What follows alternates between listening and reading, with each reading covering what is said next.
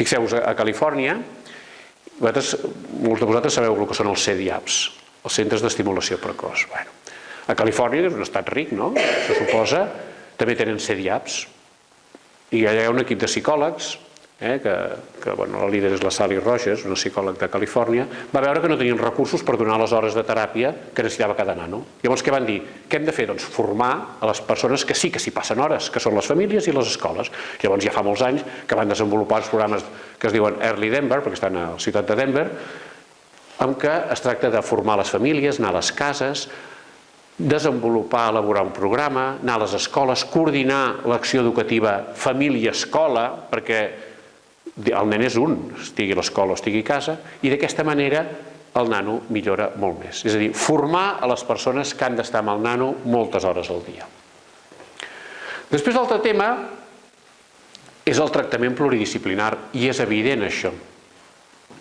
L'autisme és un problema que requereix de metges, de psicòlegs, de pedagogs, de treballadors socials.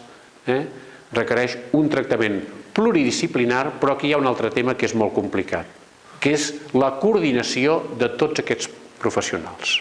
I que potser alguns de vosaltres us heu trobat amb problemes a l'hora de coordinar l'acció de metges, psicòlegs, pedagogs.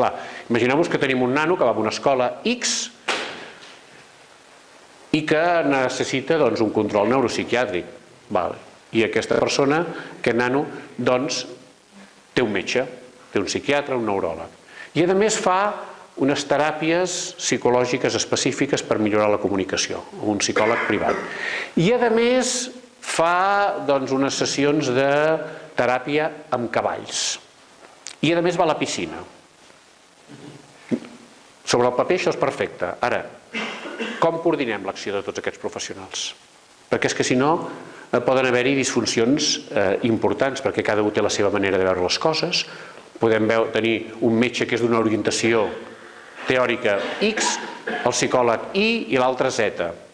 I pot ser que els pares comencin a rebre missatges que són, diríem, discordants.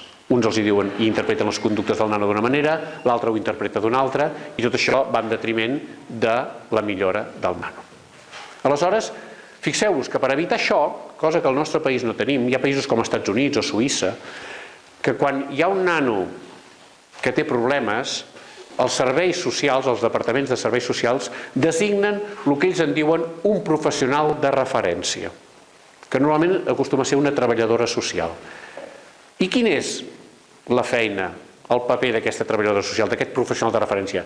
Doncs és precisament de coordinar l'acció de tots els professionals i serveis que s'ocupen d'aquest nano i ser l'interlocutor preferent de la família. De manera que disminuïm al màxim aquestes disfuncions. Al nostre país no hi és aquesta figura, no existeix aquesta figura del professional de referència. I moltes vegades són els pares que han de fer de professional de referència, coordinant l'acció de tots els professionals i centres en què acudeix el seu fill. Per això jo moltes vegades a les famílies els dic: compte en fer al nano masses teràpies i masses coses. Sobre el paper està molt bé. És que jo vull que a més tingui un psicòleg, una logopeda i que faci teràpia psicomotriu, no sé què. Sobre el paper està molt bé, però si hi ha moltes disfuncions, aleshores en lloc de sumar restem. Perquè a part del nano pot estar molt agobiat per tanta teràpia i tantes persones diferents, pot ser que cada un amb la millor voluntat faci les coses a la seva manera i que no hi hagi una coherència important en el tracte en aquest nano. I finalment hi ha els serveis de suport familiar, que això també és un dèficit que aquí tenim importantíssim. A veure, quins serveis de suport familiar, de respir, per exemple, hi ha al nostre país? Tu tens un fill amb autisme i va a una escola. I a les 5 de la tarda aquest nano pot tenir activitats extraescolars, però el tens a casa. I els caps de setmana també, i les eternes vacances també. I si tu estàs malalt, què? No hi ha serveis de suport. No hi ha serveis de respir familiar. Perquè fixeu-vos, jo crec que aquí hi ha un concepte equivocat, des de part de l'administració. Un nano amb autisme, mentre està en edat escolar, se'l considera fonamentalment un alumne. Fonamentalment. Com que té edat escolar, és un alumne. I no. Quan un nano té autisme, un autisme greu, estem parlant de trastorns mentals severs. I això és una qüestió sanitària i de serveis socials.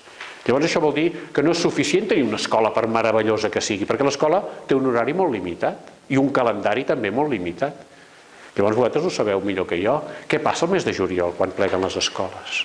Busca un casal, no sé què, que aquest no va bé, a veure, doncs buscarem un casal i pagarem una persona perquè l'acompanyi, perquè pugui estar, però és només al dematí i a la tarda què fem? Un problema. Però perquè no hi ha un abordatge integral del problema de l'autisme. Ara, el mes de novembre va ser que, bueno, vaig acudir a l'acte que es va presentar.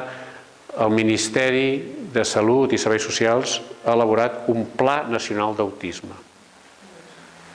És un intent d'abordar, i això ha sigut una demanda de les associacions, un Pla Nacional d'Autisme per abordar de forma integral el problema de l'autisme. Ara bé, com sempre, el que fa falta és finançar aquest pla i desenvolupar-lo. Però, bueno, és un punt de partida en el sentit de dir l'autisme és un problema de salut mental crònic per tota la vida, s'ha d'abordar des d'una perspectiva global, no només educativa o sanitària, no. S'ha d'abordar veient quines necessitats tenen aquestes persones i les seves famílies i intentar